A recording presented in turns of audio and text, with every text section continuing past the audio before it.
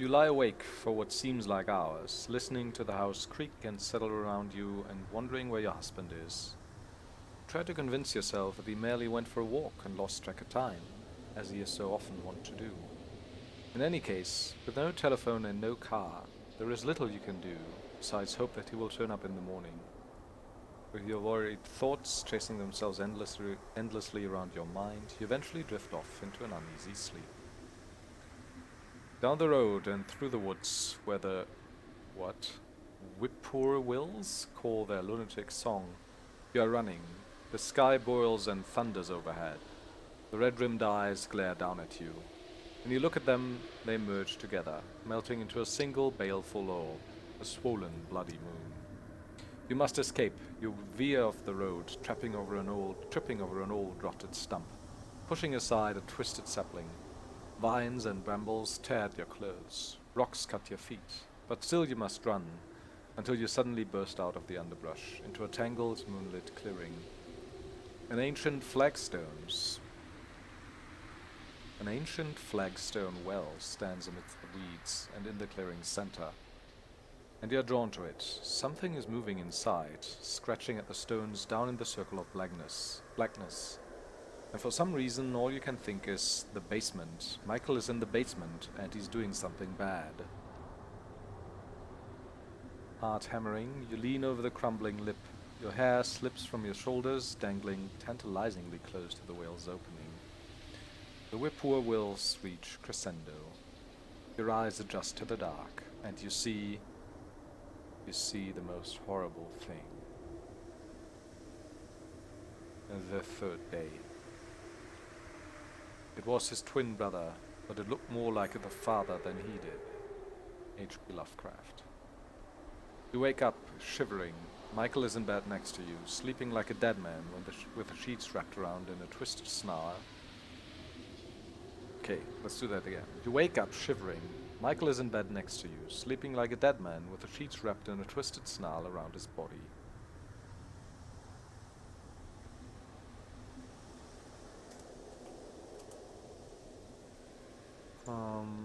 Michael is sprawled across the bed with the sheets tangled around his legs, oblivious to the world.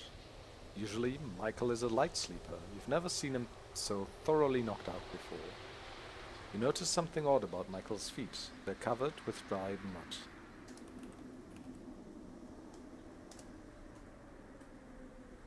The bottoms of Michael's feet are caked with dried mud. Bits of leaves and twigs are stuck to his skin as well. Yeah, he was out this night, doing some nasty stuff, right? Abducting children, stuff like that. Should we wake him up?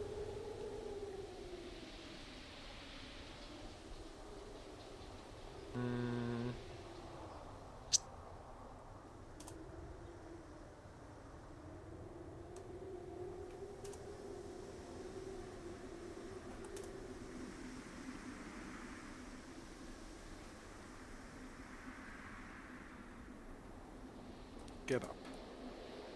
Or maybe not. Hug Michael. His skin feels hot and feverish.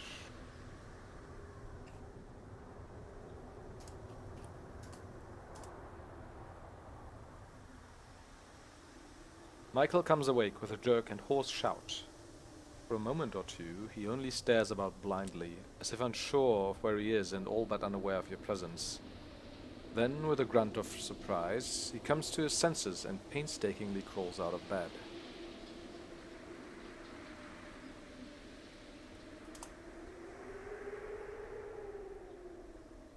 Michael stands here, frowning and absently rubbing his forehead.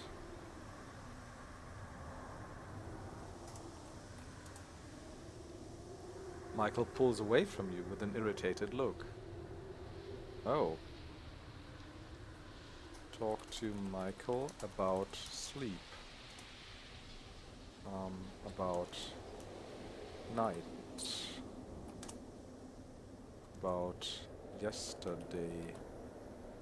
About himself.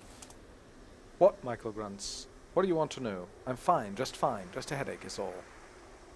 About feet. Feet. Michael stops and looks down at his feet. For a moment he looks genuinely dumbfounded. I don't know. I've no idea how that got there. Spreads his hands and looks the other way. Suddenly you realize he's frightened. He's hiding something from you, certainly, but he's hiding it because he's frightened of it. Maybe he doesn't himself understand what happened to him last night, or where it happened to him.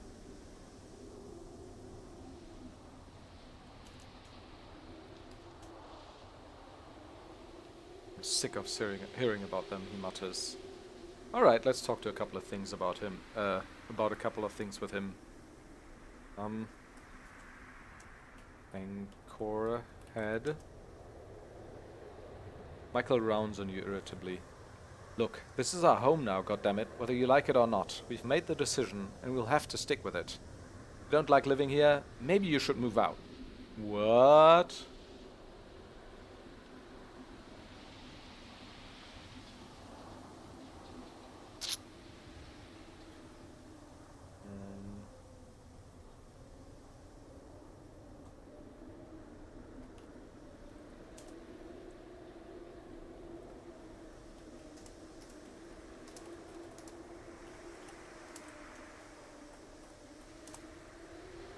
Not going to work today, Michael says shortly. I feel like shit.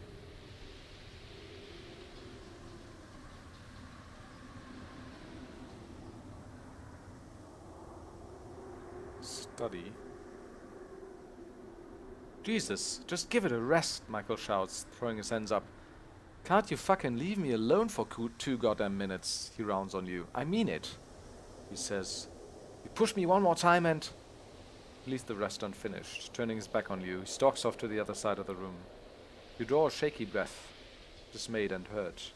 This is horrible. You can't do anything for Michael if he won't talk to you, and everything you say seems to make it worse. In your frustration, you even catch yourself wishing that you could spy on your own husband. Perhaps unobserved. He might offer you some clue as to what's bothering him. Sighing, you dismiss the thought. What, after all, would that solve? Michael mutters something under his breath, something you can barely hear, but which sounds like Seus.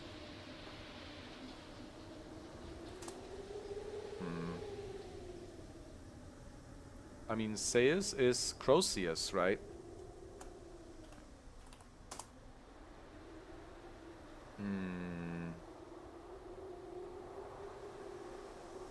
God damn it! Just leave me the hell alone, why don't you? Michael suddenly turns on you, baring his teeth and shaking his finger in your face. Can't even think with you bothering me like this. Fuck this, he says, shaking his head. Fuck this, I'm getting out of here. I need to be alone for a while.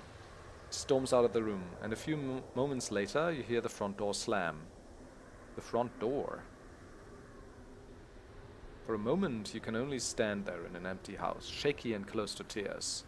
You've had fights before, but never has Michael been so vicious. And the worst part of it is, you know something is wrong with him, something terrible, but you don't know what it is, or how to fix it, or why it seems to be tearing your husband away from you. You've never felt so utterly helpless.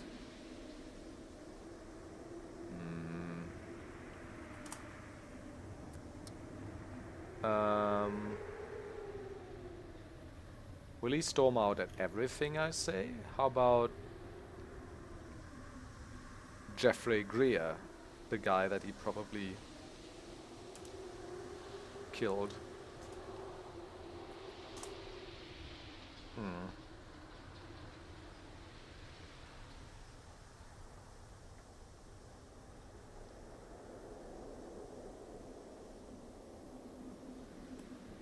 Can I apologize?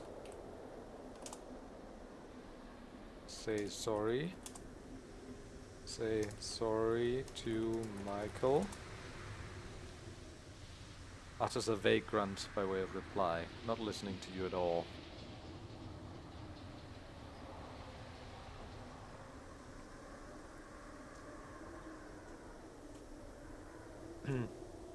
Talk to Michael about laptop. It's probably anything we do, right? Show Michael... no, wait. Dress. You put on the clothes. Michael wanders off to the west, muttering something about needing privacy.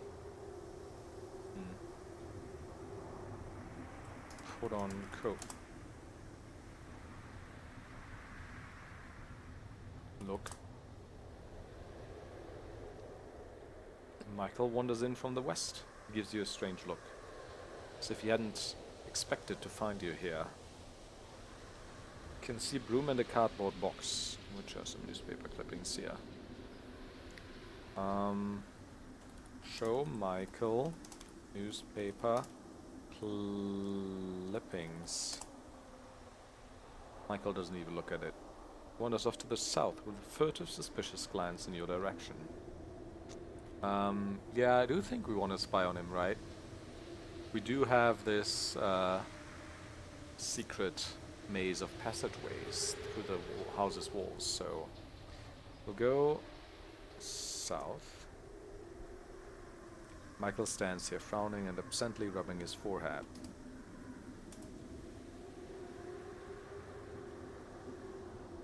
Looking around aimlessly, as though searching for something without even knowing what it is that is lost.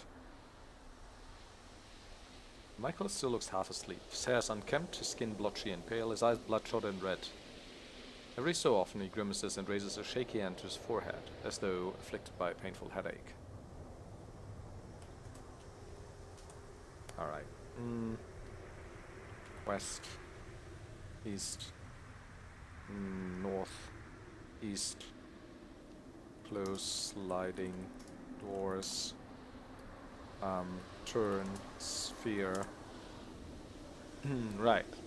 So, southwest. Light, light. So where do I want to go first? Southwest, southwest is sitting room. Look through. Oh. Aha. Standing on tiptoe and placing your eye up to the hole, you see the sitting room. From a vantage point high up on the wall, it occurs to you that it might well be looking directly through the eyes of the man in the portrait hanging over the fireplace. At that moment, Michael wanders into the sitting room, muttering something incoherent.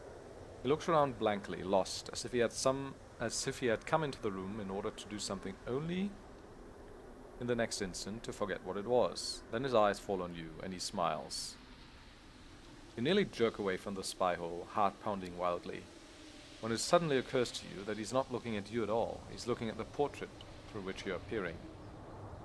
Michael regards the portrait with a strange air of familiarity. He gazes into its eyes, and also, unbeknownst to him, your own eyes. The way one might appraise an old friend one hasn't seen for some time.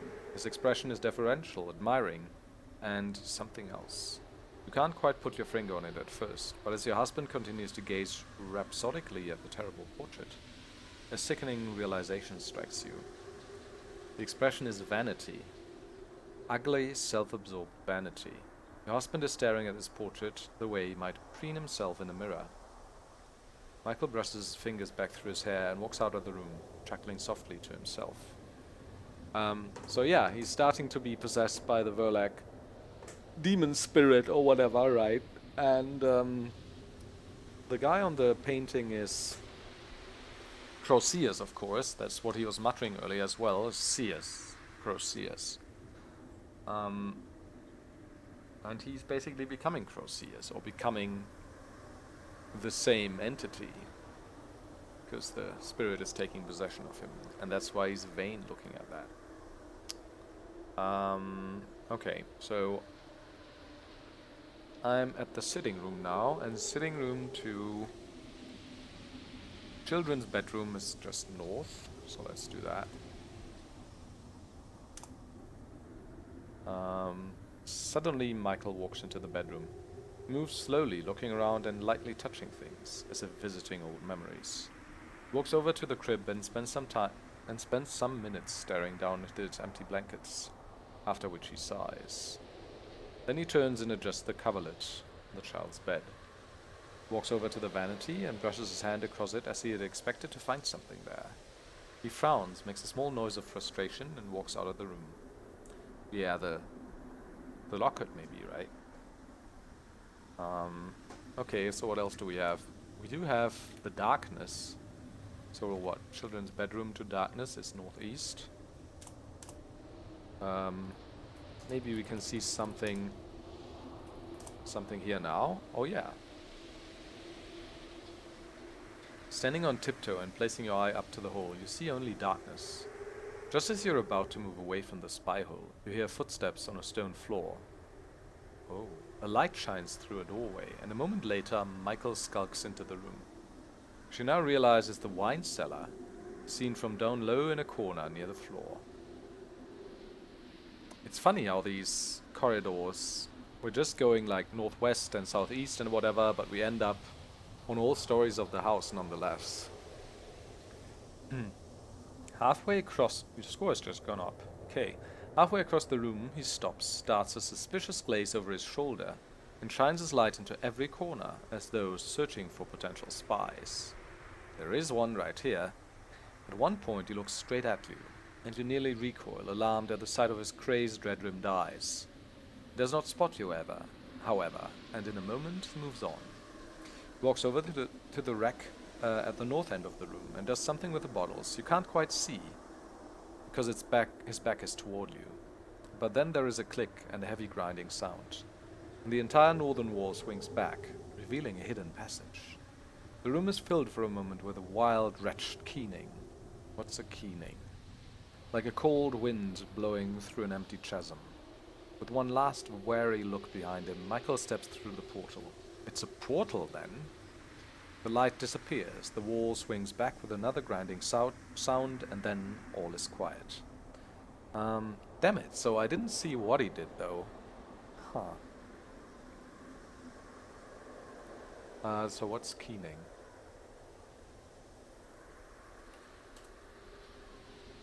Keening. Oh!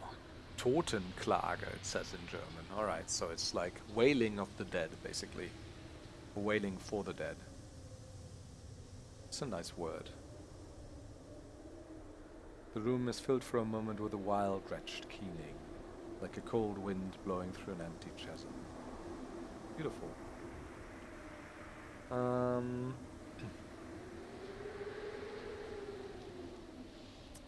Does something with the bottles. Okay, so I mean,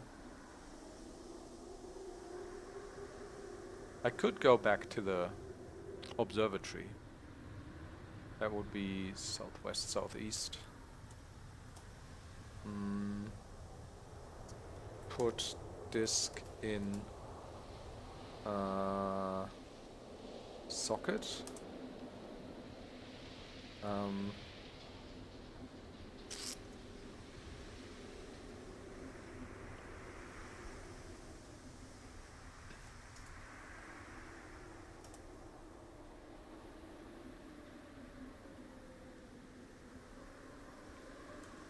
Slot. Look into eyepiece. Oh, that's different. For a few moments, all you can see is a murky, swirling blackness. Then patterns of colors begin to emerge. Like the rainbow sheen of oil on water, the black disk grows translucent. Stars become visible through the swirling haze, and then... Dear Christ, you can see it. The comet, roaring silently through the endless void, streaking toward Earth. And it's alive, this thing that is coming alive. Tendrils that must be hundreds, thousands of miles long, streaming before it, reaching out to grasp and strangle and devour whole worlds. And it is coming here. It is coming to Earth. And its great, lidless, red-rimmed eye rolls over in a vast lake of vitreous fluid. And it looks at you.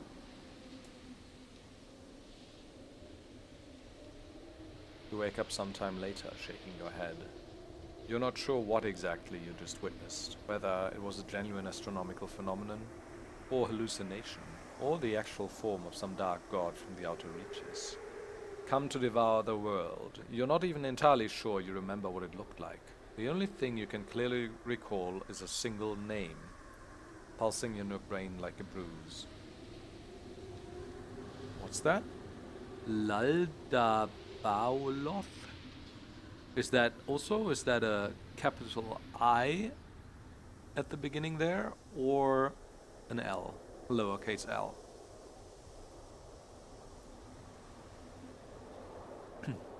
It's slightly shorter than the L, right? So it's probably capital I. Yaldabalau. Let's write this down. Anyhow.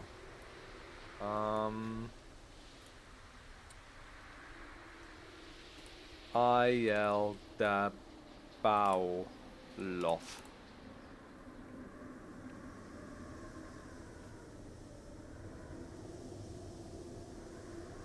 Name of the Dark One.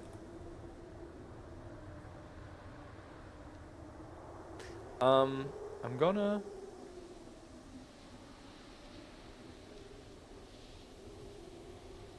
go to settings here and maybe do another font or something. And that's all. Your score has just gone up by 5 points. Yeah, that doesn't change the stuff that's already around you though. Okay. Oh, do I like that font better maybe? I don't know. I don't think so. Déjà vu sans. What did I have before? Calibri, I think.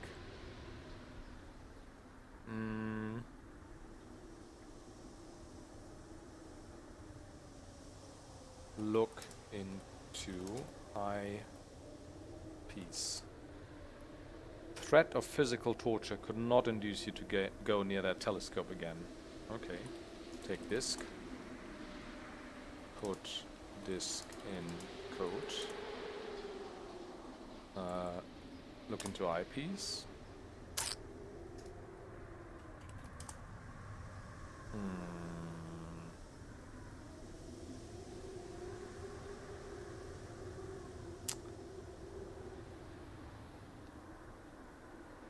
So southeast, and I'm in the crawl space. East. North. Attic cell. Is there anything new here? Come to the annex of the main attic. No. South. Close door. Go down. Go north.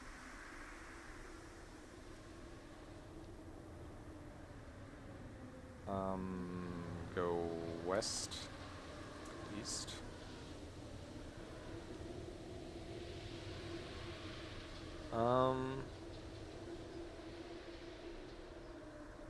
Turn sphere or no? No, I don't think so. Read laptop. Start laptop. Activate. Switch laptop on. Powers up with a beep and faint whirring noise, runs through its startup procedures, and automatically opens the last document Michael was working on.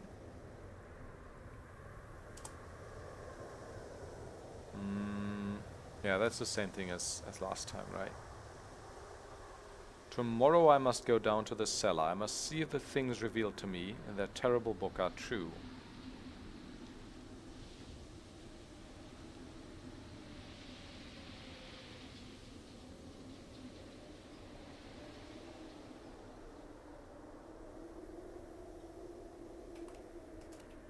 Probably nothing new, right? Switch laptop off.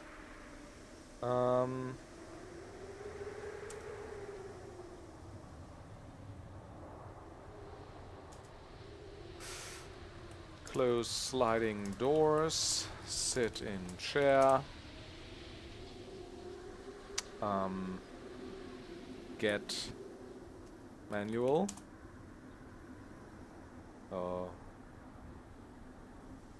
Get read cryptical. However, the book appears to be an search for traveling to somewhere called the domain of Nehilim, and for worshipping or perhaps summoning an entity that dwells there. He who is named not, nor may that name be taught among his followers. The name which may be learned only by gazing upon his terrible countenance. Yeah, we do the name. Do know the name now. It's Ial Dabauloth.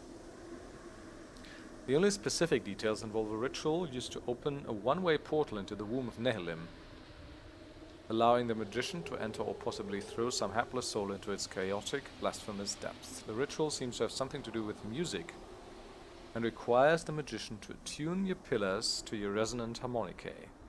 So the pillars are the wine bottles, maybe? Whatever that means. The rest, only the barest contrast is nothing but pure raving. Look up I-L Dabauloth in cryptical.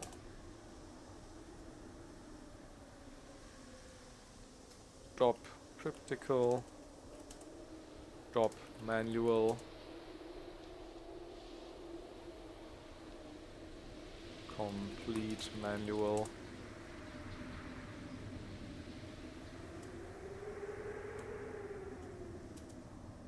But there is things. Get cryptical.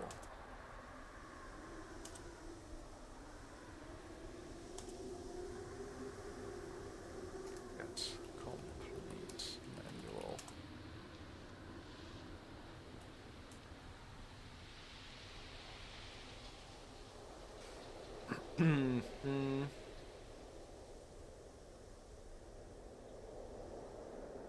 Put all in quote.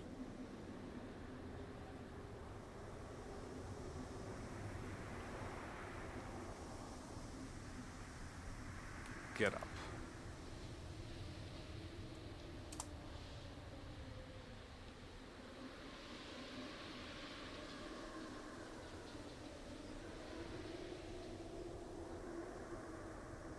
We left the flashlight on the entire night, didn't we? South. So I think I'm gonna go to the cellar, right? So down. I mean east. I mean west. I mean down. North, west. Northwest. Down. What happened if I had... By the way, what happened if I had locked the cellar door? Would you have not done that?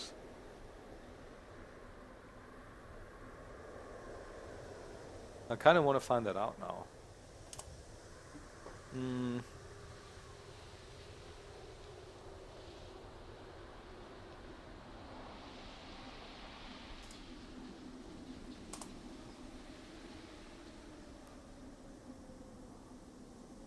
There are 5 bottles in the third row from the bottom that have been handled recently.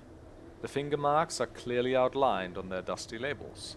One label is partially torn and the other is all but faded completely. But at a quick glance you count a Pinot Noir, a Cabernet Sauvignon and a Cheval Blanc.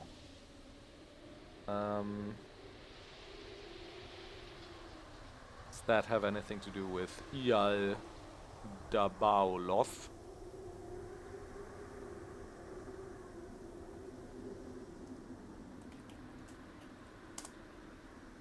A robust Pinot Noir, vintage 1651.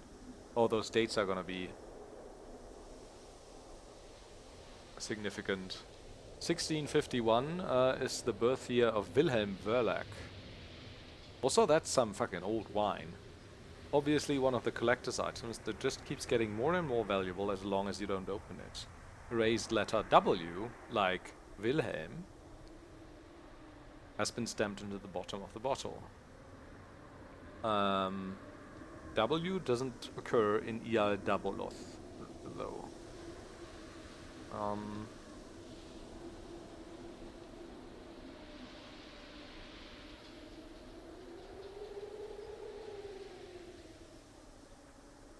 Cabernet. A vintage Cabernet Sauvignon from 1734. That's Heinrich's birth year. erased letter H has been stamped into the bottom of the bottle. So they have wines from their years of birth. All of them. Okay.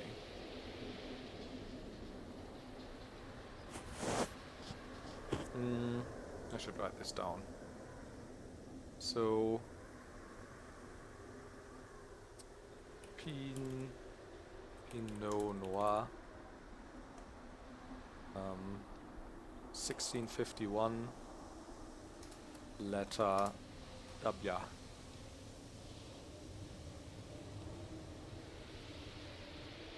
Cabernet Sauvignon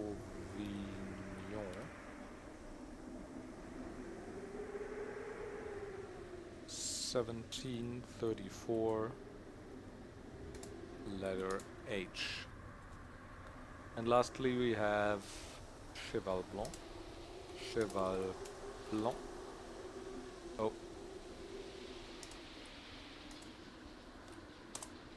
A light Cheval Blanc, 1886. There's a raised letter M stamped into the bottom of the bottle. And that's Mordecai, of course.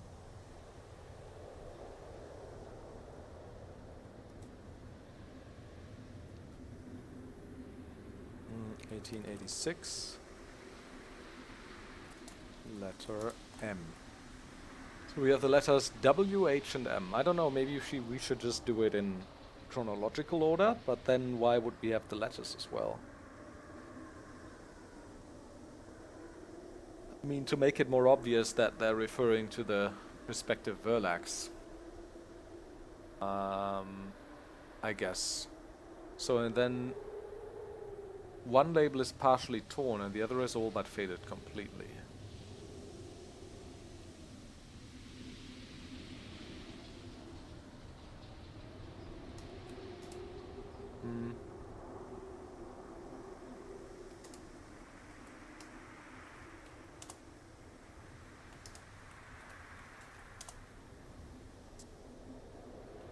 Faded label.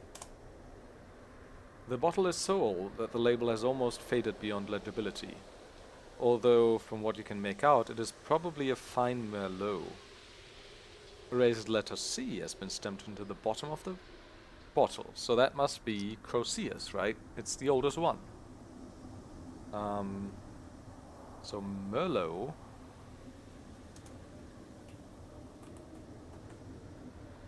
Letter C.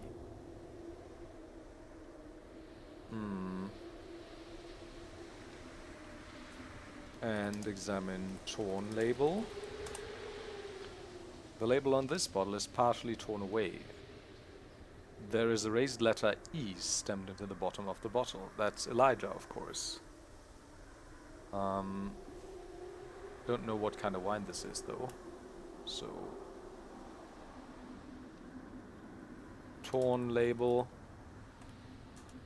letter E, and Elijah's birth date is 1802.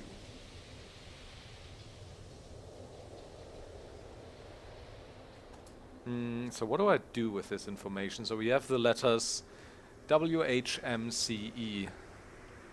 That doesn't in any way connect to Ial Dabaoloth.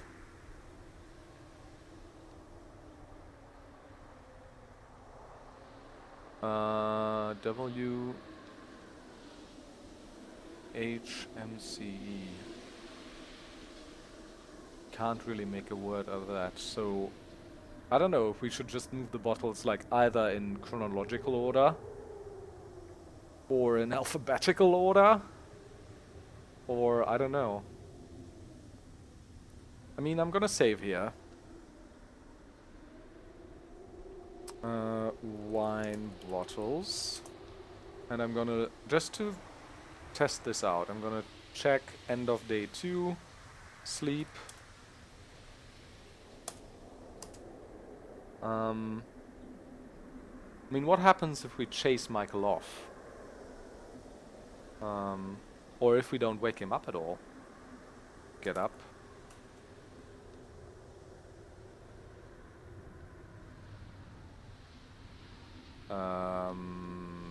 Dress. You try to get dressed as quietly as possible, but apparently Michael isn't as knocked out as he thought he was. Michael comes awake with a jerk and a hoarse shout. Painstakingly crawls out of bed. Slap Michael. Hug Michael.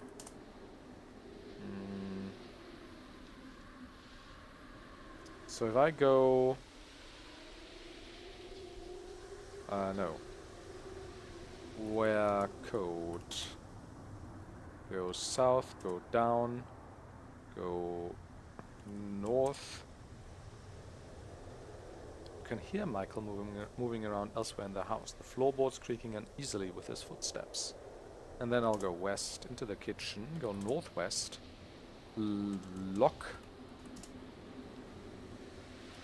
cellar. What?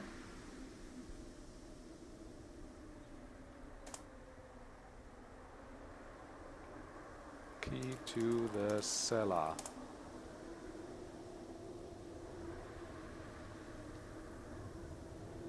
Lock cellar door. Look. Oh. Light. Lock cellar. You lock the cellar door. Southwest. Southeast.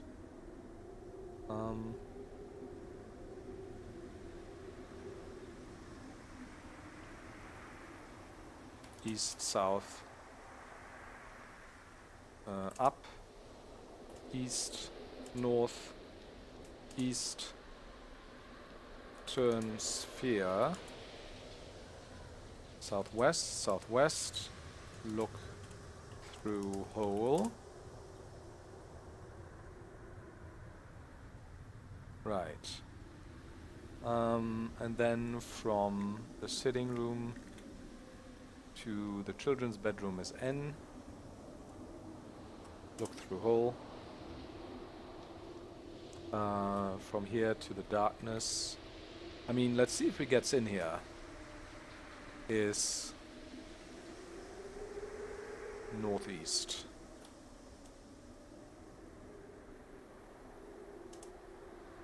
Okay. How did he get in here? I have the keys after all, right?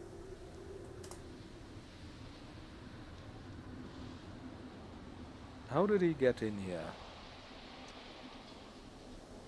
I have the key ring. Does he have another key? Another set of keys? Or did he break the door open?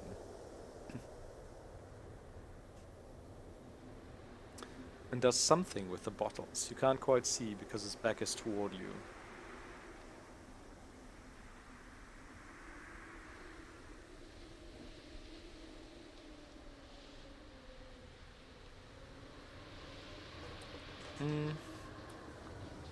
So, darkness to study is northwest. West, south, down.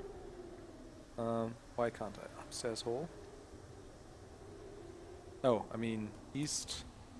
I mean west. Down. Northwest. Down. Wait, okay. The cellar door stands open, revealing dark stairs leading down. Strange, Michael must have opened it. And you thought you had the only key. Yeah, that's what I thought.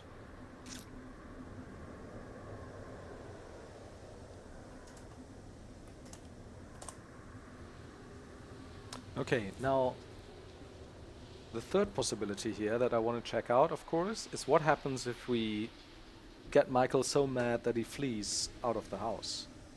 Will he also do this then?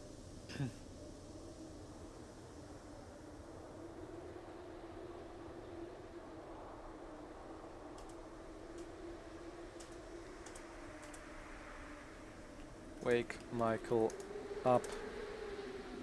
Kiss. Oh?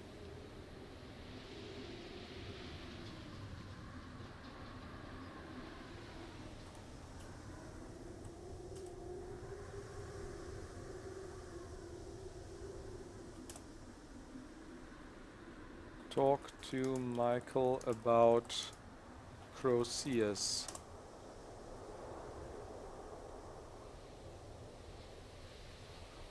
Michael stops and stares at you with an odd, distrustful expression. Where did you hear that name? He croaks. I dreamed that name. He rubs his forehead again. I dreamed it. Talk to Michael about... I mean, this is metagaming now, but I still want to try this out. Ida Ialdabaulov.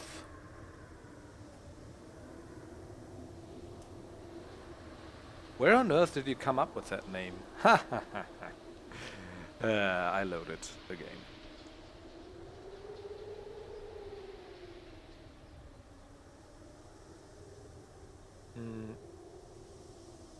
Michael about Verlac.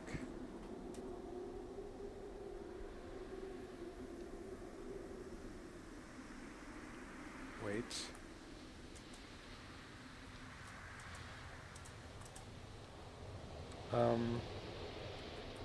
Talk to Michael about feet. Himself.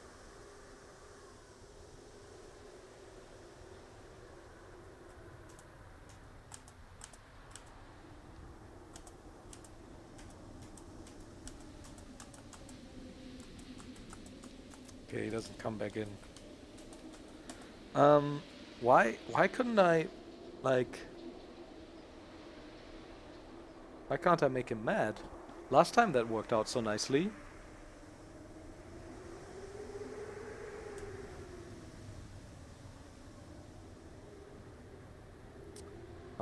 X Michael. X feet. Talk to Michael about feet.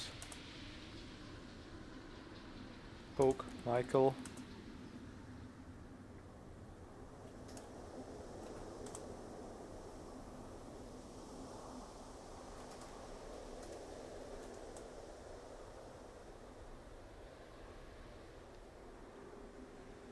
Michael cocks his head suddenly, as if listening to a distant sound.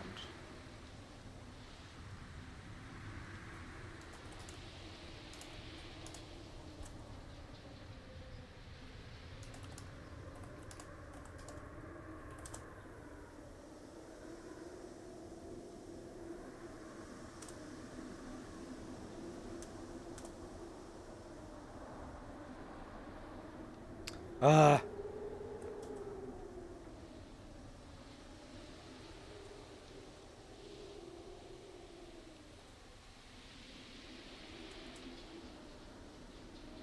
Okay. I should have saved it the last time I got him mad, because that seems like not such an easy feat then, right? Because he actually left the house and slammed the front door, I think, which means he didn't go summon the old one. I mean, I can... I still... No, I was like, I could do this later, but I do want to find this out now, I think.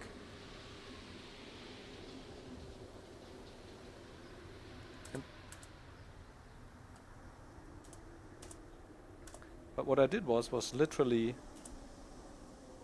X Michael, X feet. Then I think I did kiss Michael. And then I think I woke him up. Wake him up.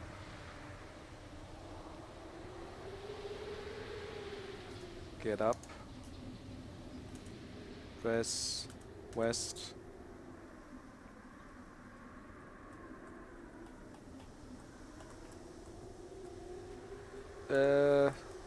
Talk to him about feet.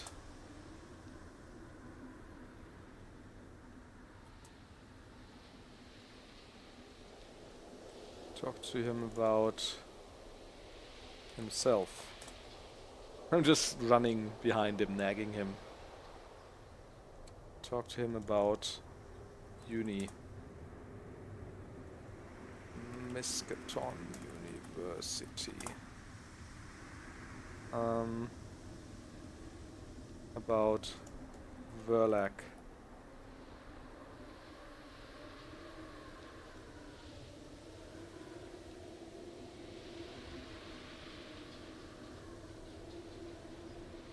Proceus. Talk to him about Anchor. I talked to him about Anchorhead. That made him mad, right?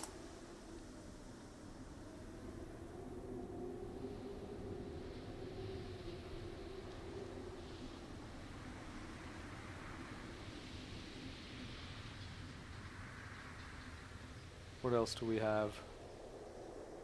Jeffrey?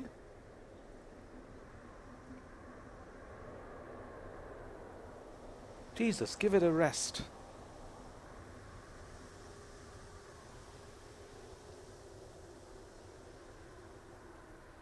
Okay, okay. We're getting there. I'll save this. Michael mad. You mad, bro.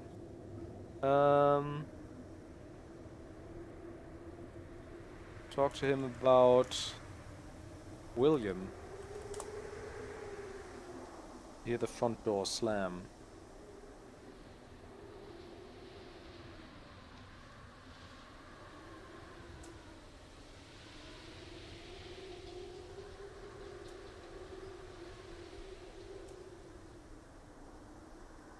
Turn sphere. Southwest, south. Oh. Light. Light. Why not? Oh.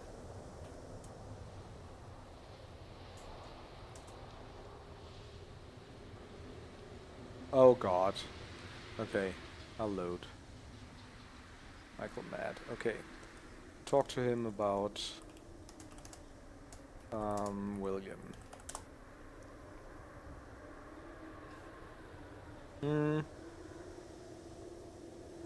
Get coat. Wear coat. Light, light. South. East. North, east. Turn sphere. Southwest, southwest. Look through hole. Yeah, he's not in the house anymore, is he?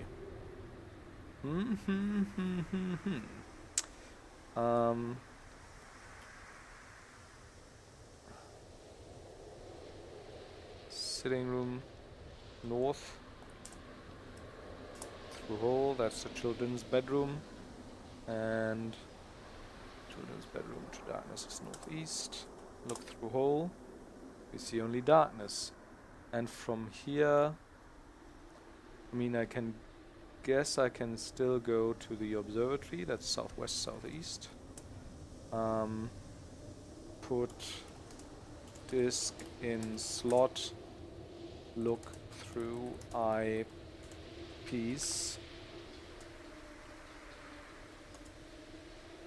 Yay. Southeast, crawl space, east, down. A low rumbling suddenly shudders through the old house, and you catch your breath. Listening, did it come from the cellar? Could there be someone else in the house with you? So I guess Michael then just comes back, right? What we could do is go north, go east,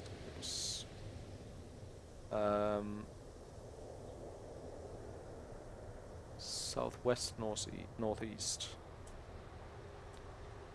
Look through hole. Okay.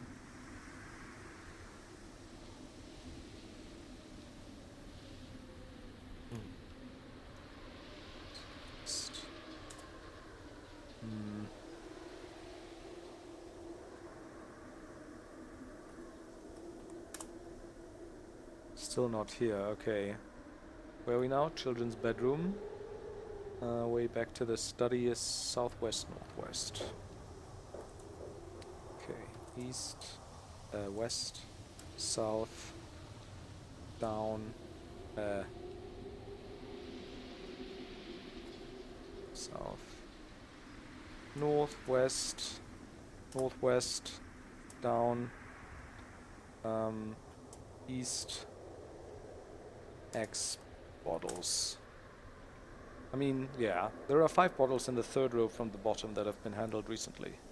The finger marks are clearly outlined on their dusty labels. One label is partially torn. So I guess it was him who came back and labeled these, but we weren't able to spy on him. Which gives us 2 points, I think, even though we didn't really see him do much. So yeah, I guess I'll just load the 1 wine bottles. It's basically the same thing, except that we spied on him and got 2 points that way.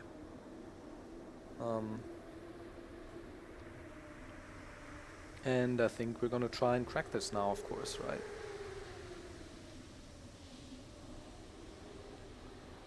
So...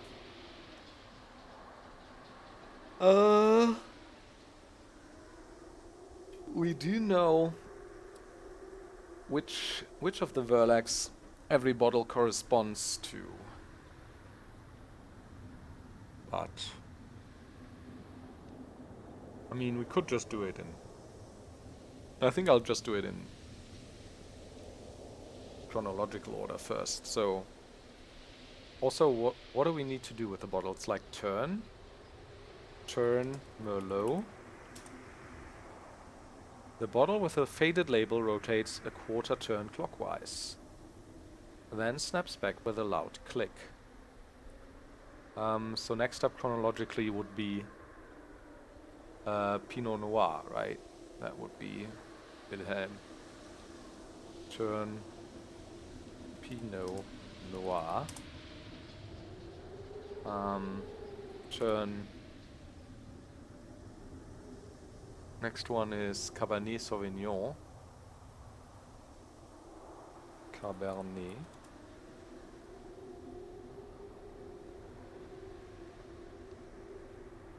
Next up would be the torn label bottle. Turn bottle with torn label. And lastly, turn Cheval Blanc.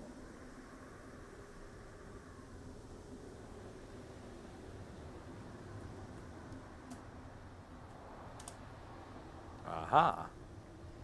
The bottle of the light Cheval Blanc rotates a quarter turn clockwise, then snaps back with a loud click. A rumbling, grating sound suddenly fills the wine cellar, and the racks and a portion of the stone wall behind them swing back, revealing a dark passageway to the north, which blows a hot, foul wind. Your score has just gone up by 2 points.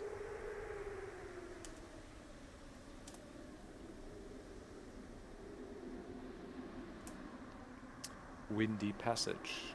The walls of this passageway are carved from solid rock with unearthly precision, 10 feet wide, 10 feet high, perfectly smooth and perfectly square. The passage runs north, sloping downward into the depths of the hillside. Foul wind gusts intermittently from the darkness below. Why is there wind there? That's weird. So yeah, I mean, it's pretty cool, or pretty straightforward, that the order of the bottles was just the 5 Verlacs in chronological succession, right?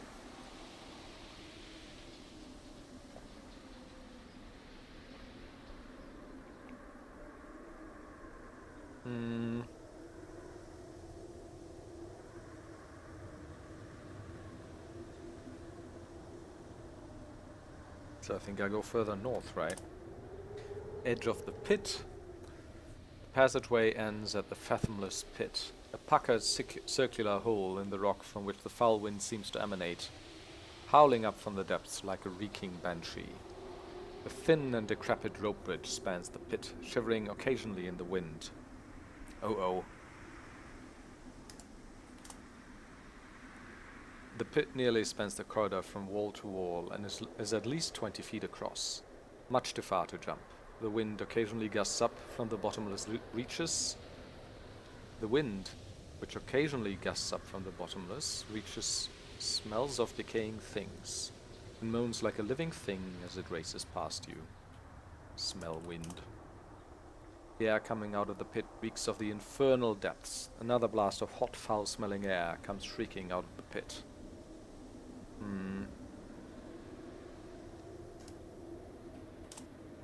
The ropes are frayed and tangled. The planks are rotten and in places missing entirely, leaving dark, howling gaps. A very dubious structure all in all, but there is no other way across. Hmm.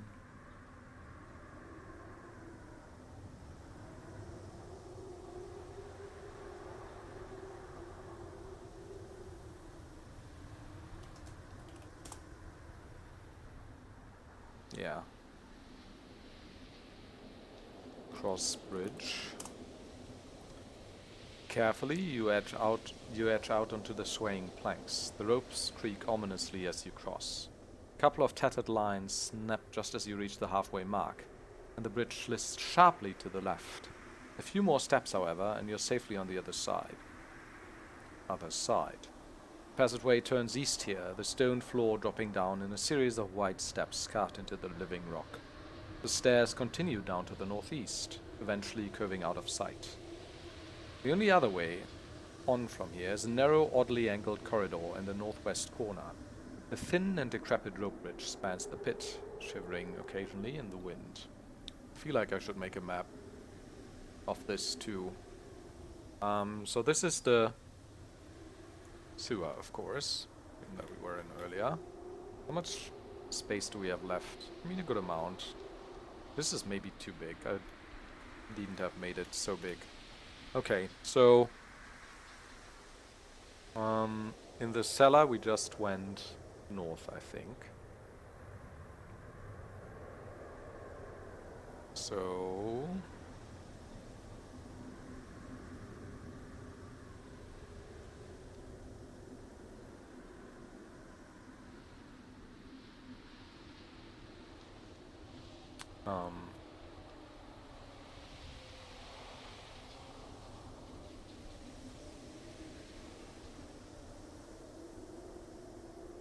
then there's a bottomless pit in here and a rope bridge to the other side.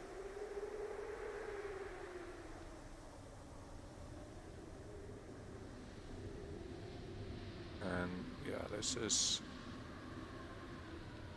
impossible to cross, of course. Okay, so let's write a few things. Wine cellar.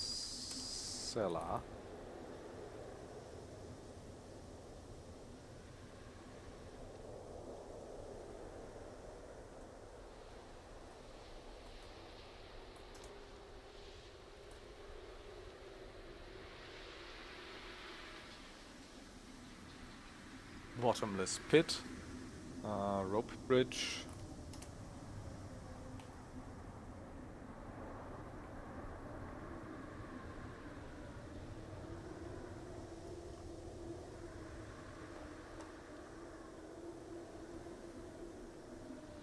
The passageway turns east here. The stone floor dropping down in a series of wide steps carved into the living rock. Stairs. So, does that describe a different passageway? Northeast, is eventually curving out of sight. The only other way on from here is a narrow, oddly angled corridor in the northwest corner. So,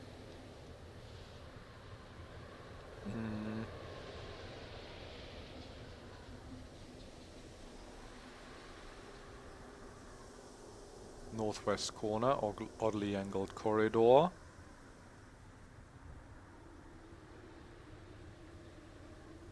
And then the passageway turns east here. And then there's one northeast as well, which I don't know. So let's say this one turns east.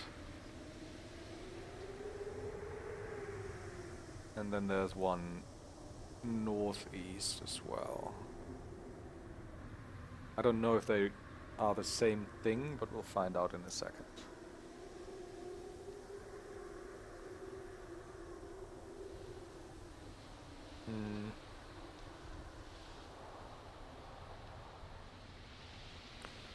Oddly Angled corridor.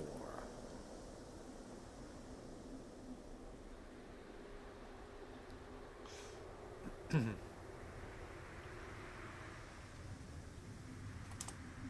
can't go that way. Okay, northeast? I can, okay. As the tray turns east here. Undo. Undo. Look. I'm still in the Great Stairs, okay. The vast stone staircase plunges down into the earth. The seemingly interminable steps curve in a gentle sweep from the southwest. Above you, dropping toward black, unplumbed depths to the north. Can I also just go up? Okay. Other side. So I guess then we can delete this one.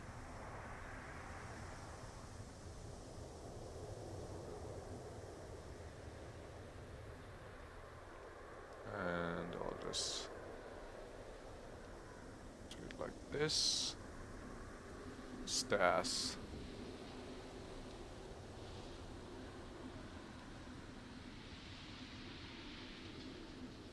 Great. Stairs. How are we doing for space? Oh, quite good. Still. So northwest. Let's try that one. Crawl space. Is that... Are we back in the attic then? The ceiling descends here to no more than 3 feet from the floor, and you're forced to crawl through the cramped darkness on your hands and knees. To the east, the attic becomes more spacious, while the northwest corner opens into an oddly angled corridor. So we're back in the attic? That doesn't make any sense, right? I mean, unless there's like an intradimensional gate here. That is good to know if we have to move fast, of course. Like minimize the amount of turns that we can take. Because also going from the observatory, going back from the observatory also ends up in this crawl space. It seems to be a point where a lot of paths come together. So if I want to go back northwest, that'll just end up back in the crawl space, yeah. And find yourself in a crawl space. And I'm back in the attic. Okay. I want to load this, I think. Oh, now I have to do the wine bottles again. Okay. Turn. Pinot Noir. You know what, actually? I'll just get back to the rope bridge off video, and I'll see you in the next video.